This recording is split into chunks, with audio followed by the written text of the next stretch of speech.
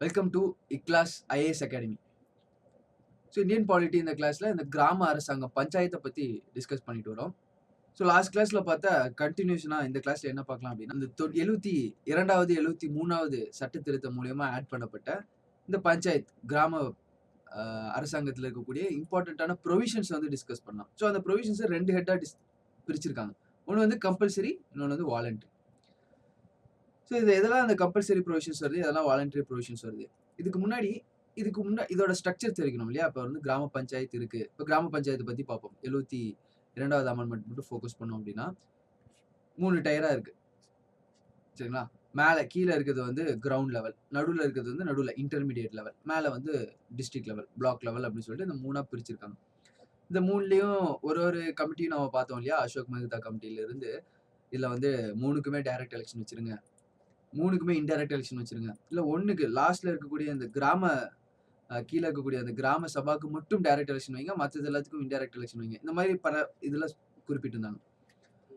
இப்போ இந்த ப்ரொவிஷன்ஸ்ல தெளிவாக கொடுத்துட்டாங்க. எங்கெல்லாம் நேரடி தேர்தல்கள் இருக்கணும், எங்கெல்லாம் மறைமுக தேர்தல் இருக்கணும் அப்படிங்கிறதெல்லாம் இந்த ப்ரொவிஷன்ஸ்ல தெளிவாக கொடுத்துருக்காங்க. இதுதான் இப்போ நடைமுறையில் இருக்கு. இதுதான் ரொம்ப முக்கியம். இதுதான் நீங்க வந்து ஞாபகம் வச்சுக்கக்கூடிய விஷயம். அந்த கமிட்டியில ஒருத்தவங்க ஒன்னொன்னு சொல்லிட்டாங்க. 2 டயர், 3 டயர், 4 டயர். ஆனா ப்ரொவிஷன்ஸ்ல எக்ஸாக்டா என்ன இருக்கு அப்படிங்கிறத பார்க்கலாம். ஃபர்ஸ்ட் கிராம சபா. கிராம சபா அப்படிங்கிறது ஒன்றும் இல்லை. ஒரு வில்லேஜ்ல பார்த்தீங்க அப்படின்னா கிராம சபா இருக்கும். அந்த கிராம சபா வருஷத்துக்கு 4 தடவை கூடும். இந்த மாதிரி விஷயங்கள்லாம். இதுல இன்னொரு முக்கியமான விஷயம், இந்த கிராம சபால யார் யார் மெம்பர் அப்படின்னா, யார் யாருக்கெல்லாம் அந்த கிராம சபா அந்த அந்த அந்த தொகுதி, அந்த வரையறுக்கப்பட்ட அந்த தொகுதிக்குள்ள யார் யாருக்கெல்லாம் ஓட்டுரிமை இருக்கோ அவங்க எல்லாருமே டிஃபால்ட்டா கிராம சபால ஒரு மெம்பர். இந்த கிராம சபா மெம்பர்லாம் சேர்ந்து தான் என்ன பண்ணுவாங்க அப்படின்னா, அடுத்தடுத்த கட்டத்துல ஒருத்தரையும் தேர்ந்தெடுப்பாங்க. ஃபர்ஸ்ட் வந்து கிராம சபா அப்படிங்கிறது தான் வந்து இந்த பஞ்சாயத்து ராஜ் சிஸ்டமோட ஃபவுண்டேஷனே. பஞ்சாயத்து ராஜ் அமைப்பின் அடித்தளமாக இருப்பது இந்த gram sabha. It is a body consisting of persons registered in the electoral rolls of the village. அவ்வளவுதான். அதுல மெம்பர் ஆகணும்னா ஒண்ணும் இல்ல. நீங்க வந்து ஒரு எலக்டாரா ரெஜிஸ்டர் பண்ணிட்டா போதும். டிஃபால்ட்டா கிராம சபால ஒரு மெம்பர் ஆயிடலாம். 18 வயசுக்கு மேல இருக்கணும் அப்படிங்கிறது இல்ல. 18 வயசுக்கு மேல இருந்தும் நீங்க வந்து எலக்டோரல் ரோல்ல ரெஜிஸ்டர் பண்ணல. நீங்க ஒரு ஓட்டாளரா ரெஜிஸ்டர் பண்ணல, வாக்காளரா ரெஜிஸ்டர் பண்ணல அப்படின்னா, நீங்க வந்து கிராம சபால மெம்பர் ஆக முடியாது. இவ்வளவு சிம்பிள். இதான் வந்து கிராம சபா அப்படிங்கிறது. கிராம சபா அப்படிங்கிறது எங்கேயுமே கூடவே மாட்டேங்குது. ஸோ அதெல்லாம் வந்து மறுபடியும் மீட்டு எடுக்கணும் அப்படிங்கிறது இப்போ தற்போது இருக்கக்கூடிய டிஎம்கே கவர்மெண்ட் ஆகட்டும், கமல்ஹாசனோட கட்சி ஆகட்டும், இவங்க அந்த கிராம சபாவை மறுபடியும் மீட்டு கொண்டு வரணும் அப்படிங்கிற மாதிரி நிறைய பிரச்சாரங்கள்ல சொல்லியிருப்பாங்க. நீங்க கேள்விப்பட்டிருப்பீங்க. அது எல்லாமே இந்த கிராம சபா தான். கிராம சபால மெம்பர் ஆகணும் அப்படின்னா, அந்த கிராமத்துல நீங்க ஒரு வாக்காளரா இருந்தீங்கன்னா போதும், டிஃபால்ட்டா கிராம சபால மெம்பரா இருப்பீங்க. வருஷத்துக்கு 4 தடவை இந்த கிராம சபா வந்து கூடும். சரிங்களா? இந்த மாதிரி அக்டோபர் 2 ஒரு தடவை, ஆகஸ்ட் 15 இண்டிபெண்டன்ஸ் டே அன்னைக்கு ஒரு தடவை, அடுத்தது பார்த்தீங்கன்னா உழைப்பாளர் தினம் அன்னைக்கு மே 1, அதே மாதிரி பார்த்தீங்க அப்படின்னா ஜனவரி 26. இந்த 4 நாள்ல என்ன ஆகும் அப்படின்னா, இந்த கிராம சபா கூடணும். இதெல்லாம் மேண்டேட்டரியே கிடையாது. எல்லா பக்கமும் இது நடக்கல. இப்ப அட் பிரசன்ட்ல பார்த்தீங்கன்னா, இது எல்லா பக்கமும் நடக்கல. ஆனா இந்த மாதிரி கிராம சபாக்கள் வருஷத்துக்கு 4 தடவையாவது கூடணும். கூடி மக்களோட அ பங்கு வந்து அதுல இருக்கணும். ஏன்னா இதுல எல்லாரும் மெம்பர் இல்லையா? இந்த ஓட்டாளர்கள் எல்லாருமே, வாக்காளர்கள் எல்லாரும் மெம்பர். இதான் வந்து கிராம சபா. இதான் வந்து ஃபவுண்டேஷன். பஞ்சாயத்து ராஜோட அடித்தளம். இதை தொடர்ந்து பஞ்சாயத்து ராஜ் சிஸ்டம் எப்படி வச்சுக்கலாம் அப்படின்னா, நம்மளோட பஞ்சாயத்து ராஜ் சிஸ்டம் 3 டயர்ல வச்சுக்கலாம். 3 அடுக்குல வச்சுக்கலாம். சில ஸ்டேட்ல ரொம்ப பாப்புலேஷன் அதிகமா இருக்கு அப்படின்னா 3 டயர்ல வைக்க முடியல. 4 டயரா மாத்திக்கோங்க. சில இதுல பாப்புலேஷன் கம்மியா இருக்கு. 2 டயரா மாத்திக்கோங்க. இந்த ரிலாக்சேஷனும் கான்ஸ்டிடியூஷன்ல குறிப்பிட்டிருக்காங்க. ஆனா மோர் ஆர் லெஸ் எல்லா பக்கமும் 3 டயர். தமிழகத்துல 3 டயர் ஸ்ட்ரக்சர் தான் இருக்கு. 3 அடுக்கு. இந்த 3 அடுக்குல பாத்தீங்க அப்படின்னா, லாஸ்ட் அடுக்க வந்து கிராமம், வில்லேஜ் லெவல்னு வச்சுக்கலாம். நடுவுல இருக்கிறது வந்து இன்டர்மீடியேட் லெவல். இதான் வந்து நம்ம பிளாக் லெவல்னு பார்த்திருப்போம். Intermediate level. இடைநிலை. கீழ இருக்கிறது கிராமம், வில்லேஜ் லெவல். மேல இருக்கிறது வந்து இடைநிலை, இன்டர்மீடியேட் லெவல். டாப்ல இருக்கிறது பார்த்தீங்க அப்படின்னா, டிஸ்ட்ரிக்ட் லெவல், மாவட்ட அளவு. ஜில்லா பரிஷத் அப்படின்லாம் சொல்லுவாங்க. ஜில்லா அப்படின்னா டிஸ்ட்ரிக்ட் இல்லையா? ஜில்லா பரிஷத் அந்த மாதிரி சொல்லலாம். இப்ப இதோட எலக்ஷன்ஸ் எப்படி இருக்கணும் அப்படின்னு தெளிவா சொல்றேன். கான்ஸ்டிடியூஷன்ல இப்படி தான் இருக்கு. இவ்வளவு நாள் பார்த்த எலக்ஷன்ஸ் வந்து கன்ஃப்யூஸ் பண்ணிக்காதீங்க. இந்த கீழ இருக்கு பார்த்தீங்களா வில்லேஜ் லெவல். இங்க இருக்கிறவங்கள எலெக்ட் பண்றதுக்கு, சரிங்களா? இங்க எல்லா கிராம சபால இருந்து ஒருத்தர் எலெக்ட் பண்றது. இது எல்லாமே எப்படி இருக்கும் அப்படின்னா, நேரடி எலெக்ஷன் மூலியமா இருக்கும். Direct election. கண்டிப்பா டைரக்ட் எலெக்ஷன்ல தான் இருக்கும். இவங்க எல்லாம் இந்த டைரக்ட் லெவல்ல எல்லாரும் எலெக்ட் பண்ணிருவாங்க. இந்த மெம்பர்ஸ் எல்லாம் சேர்ந்து அவங்க பஞ்சாயத்துல ஒரு பிரசிடென்ட்ட தேர்ந்தெடுப்பாங்க இல்லையா? பஞ்சாயத்து பிரசிடென்ட்னு ஒருத்தர் இருப்பார். அந்த பஞ்சாயத்து பிரசிடென்ட் எப்படி தேர்ந்தெடுக்கணும்னா, மறைமுகமா தான் தேர்ந்தெடுக்கணும். இன்டைரக்ட்டா தேர்ந்தெடுக்கணும். அப்படின்னா ஒண்ணும் இல்ல. இப்ப டைரக்ட்டா நம்ம தேர்ந்தெடுக்கக்கூடிய மெம்பர்ஸ் எல்லாரும் சேர்ந்து என்ன பண்ணுவாங்கன்னா, ஒரு ஆள வந்து பஞ்சாயத்து பிரசிடென்ட்டா போடுவாங்க. எப்படி நம்ம டைரக்ட்டா தேர்ந்தெடுத்த எம்பிஸ் எல்லாரும் சேர்ந்து ஒரு ஆள் மோடிய வந்து பிரைம் மினிஸ்டரா தேர்ந்தெடுக்கிறாங்க இல்லையா? அதே மாரி நம்ம டைரக்ட்டா தேர்ந்தெடுத்து நெறைய எம்எல்ஏஸ்லாம் சேர்ந்து ஸ்டாலின வந்து சீஃப் மினிஸ்டரா தேர்ந்தெடுக்கிற மாரி, நம்ம டைரக்ட்டா தேர்ந்தெடுத்த மெம்பர்ஸ் எல்லாரும் சேர்ந்து ஒருத்தர என்ன பண்ணுவாங்க அப்படின்னா, பிரசிடென்ட்டா தேர்ந்தெடுப்பாங்க இன்டைரக்ட்டா. இது வந்து கம்பல்சரி புரோவிஷன்ஸ். இந்த மாரி தான் இருக்கணும். டைரக்ட்டா மெம்பர்ஸ் கிராம கிராம வில்லேஜ் லெவல்ல இருக்கக்கூடிய மெம்பர்ஸ டைரக்ட்டா தேர்ந்தெடுக்கணும். நேரடியா ஒருத்தர் ஓட்டு போட்டு தேர்ந்தெடுக்கணும். அந்த பஞ்சாயத்து பிரசிடென்ட் இன்டைரக்ட். இது வந்து கம்பல்சரி. இதுக்கு மேல இருக்கிறது எப்படி வேணா வச்சுக்கலாம். மேல இருக்கிறது நீங்க டைரக்ட்டா வச்சுக்கோங்க, இன்டைரக்ட்டா வச்சுக்கோங்க. யார்ட்ட சொல்ட்டாங்க? ஸ்டேட் கவர்ன்மென்ட் சொல்ட்டாங்க. அந்த மாநில அரசு கிட்ட விட்டுட்டாங்க. நீங்க எப்படி வேணுமோ வச்சுக்கோங்க அப்படின்னு விட்டுட்டாங்க. அப்ப இதான் வந்து கான்ஸ்டிடியூஷன்ல இவ்வளவுதான் குறிப்பிட்டுட்டாங்க. அடியில இருக்கக்கூடிய அந்த லெவல்ல மட்டும் டைரக்ட் எலக்ஷன். மேல இருக்கக்கூடிய 2 லெவல்ல கான்ஸ்டிடியூஷன்ல விட்டுட்டாங்க. நீங்க எப்படி வேணாலும் வச்சுக்கோங்க. Election of members chairperson. Chairperson தான் president. All the members of the panchayat at the village level. கிராமம் சரிங்களா? கிராமம் இருக்கக்கூடிய கிராம நிலையில இருக்கக்கூடிய எல்லா மெம்பர்ஸும், இன்டர்மீடியேட்ல இருக்கக்கூடிய இடைநிலையில இருக்கக்கூடிய எல்லா மெம்பர்ஸும், டிஸ்ட்ரிக்ட்ல இருக்கக்கூடிய எல்லா மெம்பர்ஸும் டைரக்ட்டா எலெக்ட் பண்ணிக்கலாம். எல்லா மெம்பர்ஸையும் பார்த்தீங்க அப்படின்னா நேரடியா தேர்ந்தெடுத்துக்கலாம்.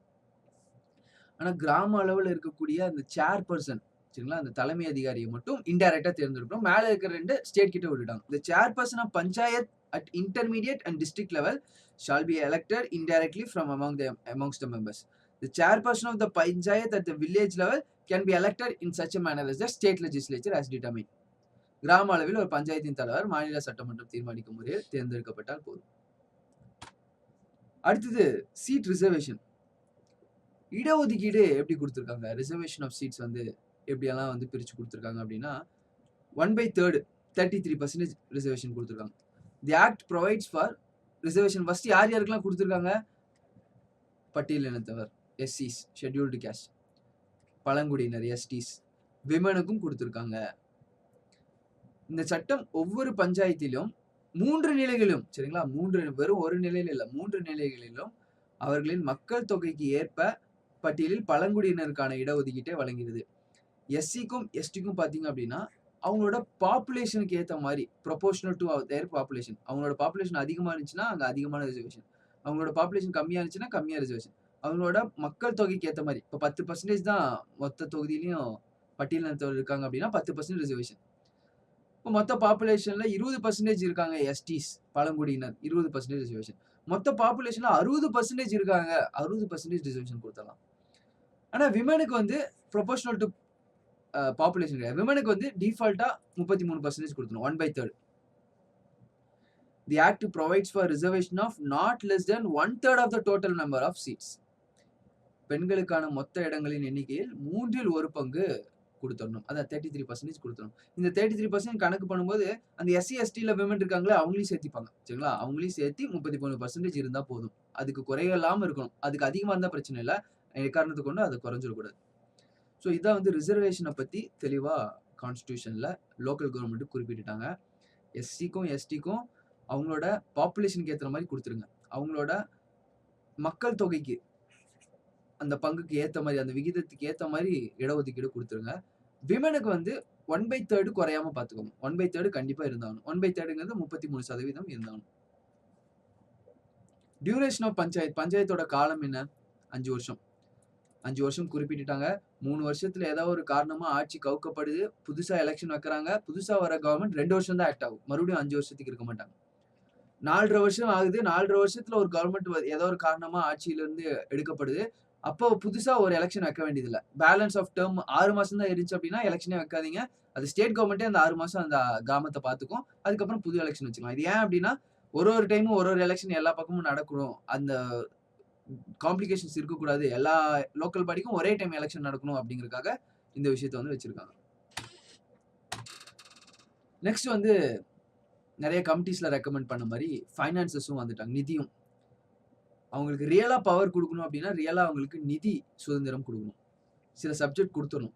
அதுல அவங்களுக்கு வரி விதிக்கிற பவர் கொடுத்துடணும். இப்போ அந்த மாதிரி ஸ்டேட் லெஜிஸ்லேச்சர் என்ன பண்ணணும், சட்டமன்றம் என்ன பண்ணணும், அப்படி சட்டசபையில என்ன பண்ணணும் அப்படின்னா பஞ்சாயத்து அரசுக்கு வசூலிக்க மற்றும் வரிகள், அதிகாரம், சுங்கச்சாவடிகள் மற்றும் கட்டணங்கள் இதுக்கெல்லாம் அதிகாரம் வழங்கணும். ஃபார் எக்ஸாம்பிளுக்கு வந்து டியூட்டிஸ், டோல்ஸ், ஃபீஸ் இதெல்லாம் போடுறதுக்கும் வாங்குறதுக்கும் பஞ்சாயத்துக்கு வந்து அதிகாரம் கொடுக்கணும். எந்தெந்த இடங்கள்ல அதிகாரம் கொடுக்கணும் அப்படிங்கிறத ஸ்டேட் லெஜிஸ்லேச்சர் முடிவு பண்ணிக்கலாம். Assign to panchayat taxes, duties, tolls and fees levied and collected by state government. மாநில அரசு வாங்கும் இல்லையா டாக்ஸ், அதையும் பார்த்தீங்க அப்படின்னா சில இடங்கள்ல வந்து ஸ்டேட் கவர்மெண்ட்டுக்கு பிரிச்சு கொடுக்கணும். இதெல்லாம் எப்படி பிரிச்சு கொடுக்கணும், எப்படி பண்ணணும், இது எல்லாத்தையுமே சால்வ் பண்றதுக்கு தான் ஸ்டேட் ஃபைனான்ஸ் கமிஷன் அப்படிங்கிற ஒரு விஷயத்தையும் கான்ஸ்டிடியூஷன்ல ஆட் பண்ணியிருக்காங்க.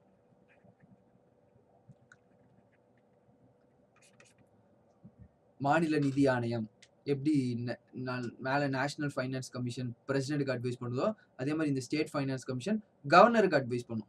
இப்போ கவர்னருக்கு அட்வைஸின் பேர்ல என்ன பண்ணுவாங்க அப்படின்னா இதை வந்து பிரிச்சு கொடுப்பாங்க. அதே மாதிரி கிராண்ட் இன் எய்டு, உதவித்தொகை, ஏதாச்சும் ஒரு ஸ்கீம் இம்ப்ளிமெண்ட் பண்ணணும் லோக்கல் பாடியில், ஏதாச்சும் ஒரு ஸ்கூல்ல ஏதாவது ஒரு பெரிய பில்டிங் கட்டணும் லோக்கல் பாடியில், அப்போ இதெல்லாம் என்ன பண்ணணும் அப்படின்னா ஸ்டேட் கவர்மெண்ட் இதுக்குன்னு தனியாக உதவித்தொகை அனுப்பணும். கிராண்ட் இன் எய்ட்ஸ் எப்படி சென்டர் ஸ்டேட்டுக்கு பண்ணுதோ அதே மாதிரி ஸ்டேட் வந்து லோக்கல் பாடிக்கு பண்ணணும். இதெல்லாமே கான்ஸ்டிடியூஷன்ல இந்த ஃபைனான்சஸ் நிதி எப்படியெல்லாம் பார்த்துக்கணும் அப்படிங்கிற தலைமையில கொடுத்துருக்காங்க. இப்போ finance commission, state finance commission பத்தி பார்த்தீங்க அப்படின்னா கவர்னர், இதே தான் நேஷனல் ஃபைனான்ஸ் கமிஷன் அப்படின்னு எடுத்துட்டீங்கன்னா பிரசிடென்ட். இங்க வந்து நம்ம வந்து இந்த லோக்கல் பாடி பார்க்கறதுனால ஸ்டேட் ஃபைனான்ஸ் கமிஷன் பார்த்துருவோம். ஸோ கவர்னர் என்ன பண்ணலாம் அப்படின்னா ஒரு 5 ஆண்டுக்கும் இந்த ஃபைனான்ஸ் கமிஷன் நிதி ஆணையம் அப்படிங்கிறது வந்து தோற்றுவிப்பார். இப்போ இது 5 வருஷத்துக்கு அது என்ன பண்ணணும், ரெக்கமெண்ட் பண்ணும். இவ்வளோ காசு அவங்களுக்கு பிரிச்சு கொடுங்க, இவ்வளோ இது பவர்ஸ் வந்து அவங்களுக்கு கொடுங்க, இந்த இதுக்கெல்லாம் கிராண்ட் இன் எய்ட்ஸ் கொடுங்க, அதாவது உதவித்தொகை கொடுங்க அப்படிங்கிறதெல்லாம் சொல்லும். இது எல்லாத்தையும் கண்டிப்பா இம்ப்ளிமெண்ட் பண்ணுமானா அவசியம் இல்லை, பைண்டிங் கிடையாது. ஆனா அட்வைஸுங்கிற பேர்ல பண்ணலாம். தி டிஸ்ட்ரிபியூஷன் பிட்வீன் மாநிலங்களுக்கும் மற்றும் பஞ்சாயத்துக்கும் இடையான அந்த distribution, panchayat of the net proceeds of the taxes, duties, tolls, fees, இந்த மாதிரி பஞ்சாயத்து வந்து எதெல்லாம் வந்து ஸ்டேட் வந்து எதெல்லாம் இந்த மாதிரி லிவிஸ் பண்ணுதோ, ஐ மீன் எதெல்லாம் வரிகள் போடுறாங்களோ அதே மாதிரி சில சப்ஜெக்ட் வந்து பஞ்சாயத்துக்கு கொடுத்துருவாங்க. தற்போது பஞ்சாயத்துக்கு எவ்வளோ சப்ஜெக்ட் கொடுத்துருக்காங்க அப்படின்னா 18 மேட்டர் கொடுத்துருக்காங்க. 18 விஷயத்துல வந்து அவங்களுக்கு வந்து லா கிரியேட் பண்றதுக்காக, ஐ மீன் டாக்ஸஸ் போடுறதுக்காக அனுமதி வந்து வழங்கியிருக்காங்க.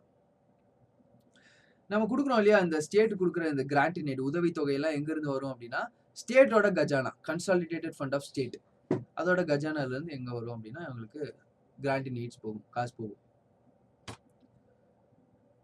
இன்னொரு முக்கியமான விஷயம் இதுல என்ன அப்படின்னா, இப்போ வந்து நம்ம பஞ்சாயத்து இதை பத்தி பார்த்தோம், இந்த கிராம ஆட்சிகள் பத்தி, கிராம அரசாங்கங்கள் பத்தி. ஆனா இதுல எக்ஸெப்ஷன்ஸ் இருக்கு. இதை வந்து டைரக்டா போய் யூனியன் டெரிட்டரிக்கு அப்ளை பண்ண முடியாது. இதை டைரக்டா போய் ஷெட்யூல்டு ஏரியாஸ்க்கு அப்ளை பண்ண முடியாது. இதை டைரக்டா போய் பழங்குடியினர் இருக்கக்கூடிய ஏரியாஸ்ல அப்ளை பண்ண முடியாது இல்லையா. நார்த் ஈஸ்ட் பார்க்கும்போது பார்த்தோம், tribal autonomous region, Assam, Manipur, Tripura, Meghalaya, இவங்களுக்குலாம் தனியாவே ஒரு பகுதிகளை குறிப்பிட்டிருக்காங்க. ஸோ இந்த மாதிரி சில எக்ஸம்டட் ஏரியாஸ் இருக்கு. இங்கெல்லாம் போயிட்டு நீங்க பஞ்சாயத்து லோக்கல் பாடி வேணும்னு டைரக்டா இந்த ப்ரொவிஷன்ஸ் எல்லாம் அங்க போய் இம்ப்ளிமெண்ட் பண்ண முடியாது. அங்க சில ரிலாக்ஸேஷன்ஸ் இருக்கு. அங்க பிரசிடென்ட்க்கு சொல்ற மாதிரி, கவர்னர் சில இடங்கள்ல சொல்ற மாதிரி சில சட்டத்தை வந்து திருத்தம் பண்ணிக்கலாம். அதுக்காகவே கொண்டு வந்த ஒரு சட்டம் தான் பீசா சட்டம் அப்படிங்கிற ஒரு சட்டம். இந்த பீசா சட்டத்தை பத்தியும் பார்க்கலாம். யூனியன் பிரதேசங்கள், application to union territories, union டெரிட்டரிஸ்க்கு இதில் எப்படியெல்லாம் அப்ளை பண்ணலாம். The provision of this part are applicable to the union territories. Union டெரிட்டரிஸ்க்கும் அப்ளிகபிள் தான். பட் என்ன ஒரு கேட்ச் அப்படின்னா பிரசிடென்ட் டிட்டர்மைன் பண்ணும். President may direct that they would apply to the union territory to such exception and modification. சிம்பிளா என்ன அப்படின்னா union territory, union பிரதேசங்களுக்கு வந்து டைரக்டா அதை தூக்கி கொண்டு போய் வச்சிட முடியாது. பிரசிடென்ட் வேணும்னா அதை மாற்றுவார், மாடிஃபை பண்ணலாம், திருத்தம் பண்ணலாம், இல்லை அதுவே ரிப்பீல் பண்ணலாம், அதுவே ரத்து பண்ணிக்கலாம். அது வந்து பிரசிடென்ட்டுக்கு அதிகாரம் கொடுத்துருக்காங்க. ஏன் அப்படின்னா யூனியன் பிரதேசம் கிரியேட் பண்ணதுக்கான காரணமே ஏன் அந்த மாதிரி ஒரு 7-8 யூனியன் டெரிட்டரி மட்டும் தனியாக வச்சிருக்காங்க, டெல்லியா, சண்டிகரை, பாண்டிச்சேரியா. ஏன்னா அவங்களோட கல்ச்சர் வேற. அந்தமானும் லட்சத்தீப்பையும் தனியா யூனியன் டெரிட்டரியா வச்சுக்கிறது நம்மளோட ஸ்ட்ராட்டஜிக்கான ஏரியா, நம்மளோட டிஃபென்ஸுக்கு ரொம்ப முக்கியம். அதை ஒரு ஸ்டேட்டுக்கு கொடுத்தாலோ அப்போ அது மாநில அரசு கீழே வந்துடும், சென்டர் டைரக்டா கண்ட்ரோல் பண்ண முடியாது. இந்த மாதிரி காரணத்துக்காக தான் அது யூனியன் பிரதேசம் தனித்தனியா இருக்கு. இப்போ இந்த யூனியன் பிரதேசத்துல லோக்கல் கவர்மெண்ட் வரணும் அப்படின்னா சில மாடிஃபிகேஷன் தாராளமா கொண்டு வரலாம். ஸோ அந்த வகையில தான் பிரசிடென்ட் வந்து யூனியன் டெரிட்டரியை பொறுத்த வரைக்கும் பிரசிடென்ட்டோட பவர், பிரசிடென்ட் வந்து அது எப்படினாலும் மாத்திக்கலாம். இதே ஷெட்யூல்டு ஏரியா பொறுத்த வரைக்கும் அங்கேயும் பிரசிடென்ட்டுக்கு பவர் இருக்கு. இது ட்ரைபல் ஏரியாஸை பொறுத்த வரைக்கும் பார்த்தோம் இல்லையா, அஸ்ஸாம் மட்டும் கவர்னருக்கு பவர் இருக்கு. அதெல்லாம் இங்கே தான் பார்ப்போம். நம்ம ஆல்ரெடி பார்த்துட்டோம். அஸ்ஸாமில் ஏதாவது மாற்றங்கள் பண்ணணும் அப்படின்னா கவர்னரோட ஒப்புதல் வேணும். கவர்னர் அது வேணும்னா திருத்தி அமைச்சுக்கலாம். அந்த மாதிரி விஷயங்களும் பார்த்தோம். எக்ஸம்டட் ஸ்டேட்ஸ் அண்ட் ஏரியாஸ், எந்தெந்த ஏரியாஸ்லாம் இப்போ எக்ஸாம்டட் பர்டிகுலராக பார்த்தீங்கன்னா, the act does not apply to the states of Nagaland, Meghalaya, Mizoram and certain other areas. இதர இடங்களுக்கு இது அப்ளை ஆகாது. முக்கியமா நார்த் ஈஸ்ட்ல பார்த்தீங்கன்னா, இது டைரக்டா அப்ளை ஆகாது. இந்த சட்டம் நாகாலாந்து, மெகாலயா மற்றும் மிசோரம் மாநிலங்கள் மற்றும் வேறு சில பகுதிகளுக்கு பொருந்தாது. கான்ஸ்டிடியூஷன்லயே குறிப்பிட்டுட்டாங்க. ஏன்னா, அந்த மக்களோட கல்ச்சரே வேற. நம்ம எல்லாத்தையும் அப்ளை பண்றது அங்க அப்ளை பண்ண முடியாது. அது கண்டிப்பா தப்பா இருக்கும். மக்கள் கிளர்ச்சியில உண்டாயிருவாங்க. மக்கள் தனியா நாங்க போறோம். தனி நாடு வேணும் அப்படின்னு கேட்கறவங்க. தனி மாநிலங்கள் வேணும்னு கோரிக்கைகள் எழுந்துட்டு தான் இருக்கு. தனி நாடு வேணும்னு கேட்டாங்கனாலும் அதுல ஆச்சரியப்படுறதுக்கு இல்ல. அப்ப அவங்கள நம்ம பார்த்துக்கணும். அவங்கள வந்து கரெக்ட்டா அவங்களோட ஸ்பெஷல் கண்டிஷன்ஸ் எல்லாம் நம்ம கன்சிடர் பண்ணி தான் ஒரு விஷயத்தையும் பண்ணணும். சாதாரணமா இருக்கக்கூடிய மெயின் ஸ்ட்ரீம் மக்களும் அவங்களும் பார்த்தீங்கன்னா, நெறைய இடங்கள்ல வேறுபட்டு இருக்காங்க. அவங்களுக்கு வாழ்க்கையில பார்த்தீங்கன்னா, படிப்பறிவுல பின்தங்கி இருப்பாங்க. பொருளாதாரத்துல பின்தங்கி இருப்பாங்க. அவங்களோட கலாச்சாரங்கள் பின்தங்கி இருக்கும். அப்ப அத நம்ம கன்சிடர் பண்ணிக்கணும். வேற என்னலாம் அப்டின்னா, ஷெட்யூல்ட் ஏரியாஸ். சரிங்களா? பட்டியலிடப்பட்ட பகுதிகள். இந்தியா முழுவதும் நெறைய பட்டியலிடப்பட்ட பகுதிகள் இருக்கு. பட்டியலிட பகுதிகள் டைரக்ட்டா பிரசிடென்ட்டோட கண்ட்ரோல்ல இருக்கும். ட்ரைபல் ஏரியாஸும் இருக்கு. இந்தியா முழுவதும் நெறைய பழங்குடியினர் ஏரியா, ட்ரைபல் ஏரியாஸும் இருக்கு. அதுல பர்ட்டிகுலரா 4 ட்ரைபல் ஏரியாஸ தனியா வச்சிருப்பாங்க. இல்லையா? இந்த 4 ட்ரைபல் ஏரியாஸ் அஸ்ஸாம்ல மட்டும் கவர்னரோட பவரு. மத்த எல்லா பக்கமும் பிரசிடென்ட்டோட பவர். அதுக்கப்புறம் பார்த்தீங்கன்னா, ஹில் ஏரியாஸ் ஆஃப் மணிப்பூர். மணிப்பூரோட மலைப்பகுதிகள்.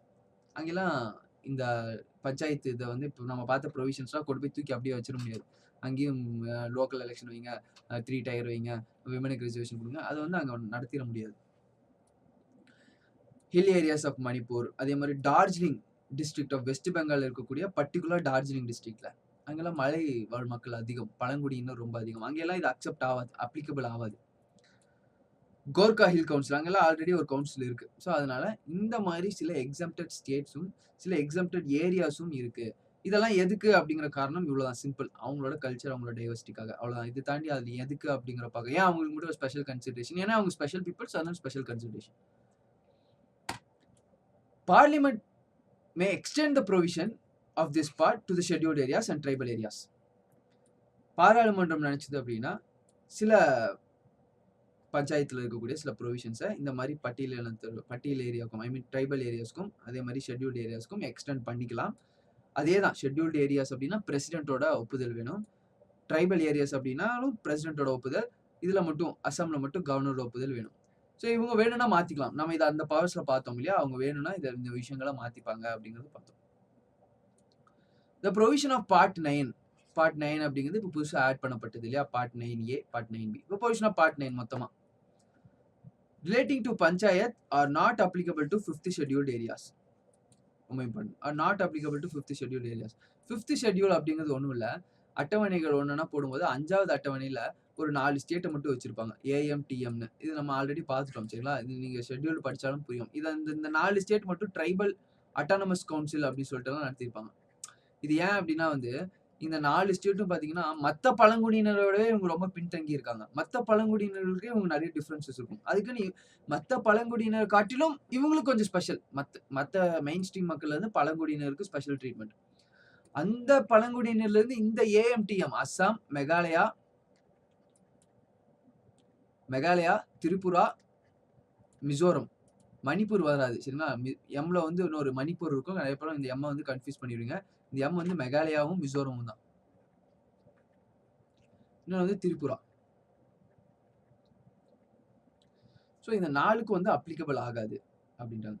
இந்த 4க்காகவே அப்ளிகபிள் ஆகணும். இங்கேயும் ஒரு லோக்கல் பாடி இருந்தா நல்லது தானே. அங்க இருக்கக்கூடிய மக்களுக்கும் டீசென்ட்ரலைஸ்ட் ஆட்சி குடுக்கணும் இல்லையா? ஊரக ஆட்சி குடுக்கணும். அப்ப அதுக்காகவே கொண்டு வரப்பட்ட ஒரு சட்டம் தான் 1990ல பீசா சட்டம் அப்படிங்கிறது. Provisions of panchayat extension to scheduled areas act. பட்டியலிடப்பட்ட பகுதிகளுக்கு நீட்டிப்பு சட்டம். பஞ்சாயத்துகளின் பட்டியலிடப்பட்ட பகுதிகளுக்கு நீட்டிப்பு சட்டம் 1996. இப்ப இந்த சட்டம் மூலியமா எக்ஸ்டெண்ட் பண்ணிருக்காங்க. இந்த சட்டம்ல நெறைய மாற்றங்கள் கொண்டு வந்திருக்காங்க. சரிங்களா? சில இடங்கள்ல பார்த்தீங்க அப்படின்னா வந்து அந்த புரோவிஷன்ஸ் எல்லாம் மாத்திருக்காங்க. நெறைய இப்ப நம்ம பார்த்த புரோவிஷன்ஸ் வந்து இதுல சில அந்த கல்ச்சருக்கு ஏத்த மாரி சில இடங்கள்ல மாத்தி இந்த விஷயத்த வந்து கொண்டு வந்திருக்காங்க. பீஸ் ஆக்டோட நோக்கம் என்னவா இருக்கும் அப்படின்னா வந்து முதல் நோக்கம் என்ன அப்படின்னா இந்த பஞ்சாயத்து எலெக்ஷன் லோக்கல் ப்ரொவிஷன்ஸ் இருக்குல்ல இதை வந்து இந்த ஷெட்யூல்டு ஏரியாஸ்க்கும் கொண்டு போகணும். ஏன்னா கொண்டு போக முடியாது. நம்ம கொடுத்ததை வந்து கொண்டு போக முடியாது. ஏன்னா அது டைரக்டா அங்க அப்ளை பண்ண முடியாது. ஆனா அவங்களுக்கும் வேணும். அதுக்காக கொண்டு வரப்பட்ட ஒரு சட்டம். அதான் வந்து to extend the provision of the part 9 of the constitution relating to the panchayat to the scheduled areas with certain modification. பஞ்சாயத்துகள் தொடர்பான அரசியலமைப்பின் பகுதி 9 விதிகளை சில மாற்றங்களுடன் பட்டியலில் நீட்டுக. இந்த ஒரு ஆப்ஜெக்டிவோட கொண்டு வரப்பட்டது தான் இந்த பீசா ஆக்ட் அப்படிங்கிறது. To provide a self rule for the bulk of tribal population. So பழங்குடி மக்களோட பெரும்பான்மையினருக்கு சுய ஆட்சியை வழங்கணும் அப்படிங்கிற இந்த மாதிரி சில காரண கட்டத்துக்காக வந்து இந்த PESA act, panchayat extension service act அப்படிங்கிற இந்த ஆக்டை வந்து சட்டத்தை வந்து கொண்டு வந்திருக்காங்க. 96 கொண்டு வந்தாங்க. இப்போ நிறைய இடங்கள் அதை இம்ப்ளிமெண்ட் பண்ண ஆரம்பிச்சிட்டு இருக்காங்க. To have village governance and participatory governance and to make the gram sabha nucleus of all activities. இதான் நம்ம லோக்கல் பஞ்சாயத்தோட நோக்கம். இது இந்த பீசாவோட நோக்கம் அதுதான். பர்டிகுலர் ஷெட்யூல்டு ஏரியாஸ்ல. சிம்பிள். இதோட அப்ஜெக்டிவ் படிச்சாலே உங்களுக்கு புரியும். பங்கேற்பு ஜனநாயகத்துடன் கூடிய கிராம நிர்வாகம் அமைத்தல் இவங்களோட நோக்கமா இருக்கு. To avoid a suitable administrative framework consistent with traditional practices. அவங்களோட பாரம்பரிய பழக்க வழக்கங்களோட ஒத்ததா இருக்கணும் அவங்களோட ஆட்சியும், அதுபடி அமையணும். சரிங்களா? சட்டசபையில பாத்தீங்க அப்படின்னா வந்து ஒரு ட்ரெஸ் கோட் இருக்கு. ஸோ இந்த மாதிரி ட்ரெஸ்லாம் போட்டு வரக்கூடாது. ஷார்ட்ஸ் ஜீன்ஸ்லாம் போட்டு வரக்கூடாது. ஆனா பழங்குடியினர் அவங்களோட ஒரு கல்ச்சர் இருக்கும். ஸோ அவங்க அவங்களோட ட்ரெஸ் போட்டு வரலாம் இல்லையா? அப்ப மற்ற இடத்துலயும் அப்ளை ஆகுறது இங்க அப்ளை பண்ணக்கூடாது. அது அவங்க one of the example for traditional practices. சில இடங்கள்ல பாத்தீங்க அப்படின்னா ட்ரெடிஷ்னலா அவங்களோட பழக்க வழக்கமே பாத்தீங்க அப்படின்னா இந்த நாள்ல வந்து எந்த விதமா வீட்டை விட்டு வெளியே போக மாட்டாங்க. அப்ப அந்த நாள்ல வந்து மத்த எல்லா பக்கமும் சட்டசபை இந்த கூட்டத்தொடர்லாம் நடக்கும். இந்த 4 நாளே கொடுத்துருக்காங்கன்னு வைங்க. இந்த 4 நாள்ல கிராம சபா நடக்கணும்னு சொல்லிட்டாங்க. ஆனா இந்த நாள்ல ஏதோ ஒரு நாள் அந்த ட்ரைபல் ஏரியா பீப்புளுக்கு வந்து ரொம்ப ஒரு ஆஸ்பீஷியஸான டே. அந்த நாள் வந்து இல்ல ஏதோ ஒரு பெரிய அந்த நாள்ல வந்து யாருமே வெளியே போகக்கூடாது. அந்த மாதிரி ஒரு பழக்க வழக்கம் ஃபாலோ பண்றாங்க. ட்ரைபல் ஏரியாஸ் ஃபாலோ பண்ணுவாங்க. அப்ப ஏன் அந்த இடத்துல போலன்னு கேள்வி கேட்க முடியாது. ஏன்னா அவங்களோட ட்ரெடிஷனல் பிராக்டிஸ்க்கு ஏத்த மாதிரி அந்த நிர்வாகத்தை வந்து அமைச்சுக்கிறதுக்கு அவங்களுக்கு உரிமை இந்த பீஸ் ஆக்ட்ல வந்து குறிப்பிட்டிருக்காங்க. To safeguard and preserve the tradition and custom of the tribal communities. பழங்குடி சமூகங்களின் மரபுகள் மற்றும் அவர்களோட பழக்க வழக்கங்களை பாதுகாத்தல். இதெல்லாம் தான் பீசாவோட அப்ஜெக்டிவ்ஸ் படிச்சாலே உங்களுக்கு புரியுது. எல்லாமே இந்த ட்ரைபல் ஏரியாஸ், ஷெட்யூல்ட் ஏரியாஸா அவங்களோட வாழ்வாதாரம் முன்னேறணும், அவங்களோட பழக்க வழக்கங்கள், ட்ரெடிஷனல் கஸ்டம் எந்த வகையிலும் பாதிக்கப்படக்கூடாது. இது எல்லாத்தையும் முன்னோக்கி போடப்பட்டதா இருக்கும். To empower panchayats at the appropriate level with the specific powers conducive to tribal requirements. பழங்குடியினர் தேவைகளுக்கு ஏற்ப உகந்த குறிப்பிட்ட அதிகாரங்களை கொண்ட பொருத்தமான அளவில் பஞ்சாயத்தை அதிகாரம் எப்படி வேணா மாத்திக்கலாம். அந்த நட்டு என்ன, அந்த ஹோல் என்ன அப்படின்னா எப்படி வேணாலும் மாத்திக்கலாம் இந்த பீஸ் ஆக்ட் வச்சு. ஸோ இப்போ வந்து நம்ம பஞ்சாயத்து பத்தி பார்த்தோம். இந்த கிளாஸ்ல வந்து ஃபுல்லா பஞ்சாயத்து 2-3 கிளாஸா பார்த்தோம். ஸோ பஞ்சாயத்து அப்படிங்கிறது வந்து ஃபர்ஸ்ட் ராஜஸ்தான்ல வந்துச்சு. நிறைய ப்ரோக்ராம்ஸ் போட்டாங்க. ஃபெயிலியர் ஆச்சு. அது எல்லாத்தையும் ஆராயறதுக்காக முதல்ல பாத்தீங்க அப்படின்னா பல்வந்த் ராவோ கமிட்டி 1957ல பிரைம் மினிஸ்டர் ஜவஹர்லால் நேரு தலைமையில ஆரம்பிக்கப்பட்டு முதல் புள்ளி வைக்கப்பட்டது. அதை தொடர்ந்து நிறைய கமிட்டிஸ், ஜனதா பார்ட்டியில் அசோக் மெஹ்தா கமிட்டி ஆகட்டும், அதுக்கப்புறம் P K. Thungon committee, L M. Singhvi committee, அந்த மாதிரி நிறைய கமிட்டிஸ். இந்த கமிட்டிஸ் எல்லாம் என்ன சொல்லுச்சு எல்லாத்தையும் பார்த்துட்டு 1960 அந்த 70-80 காலங்களில் என்ன பண்ணா ராஜீவ்காந்தி கவர்மெண்ட்ல இந்த மாதிரி சட்ட திருத்தம் மூலியமா ஒரு கான்ஸ்டிடியூஷன்ல இந்த பஞ்சாயத்து கொண்டு வர முற்பட்டாங்க. டிஃபீட் ஆச்சு. அதுக்கப்புறமும் டிஃபீட் ஆச்சு. அதுக்கப்புறம் விபி சிங் கவர்மெண்ட்லயும் டிஃபீட் ஆன பின்னாடி நரசிம்மராவ் கவர்மெண்ட்ல என்னாச்சு அப்படின்னா பஞ்சாயத்து பாஸ் பண்ணப்பட்டது. அப்ப அதுல இருக்கக்கூடிய இம்பார்ட்டன்டான ப்ரொவிஷன்ஸ் எல்லாம் பார்த்தோம். எப்படிலாம் கவர்மெண்ட் ஃபார்ம் பண்ணுது, ப்ரொவிஷன்ஸ் எல்லாம் பார்த்தோம்.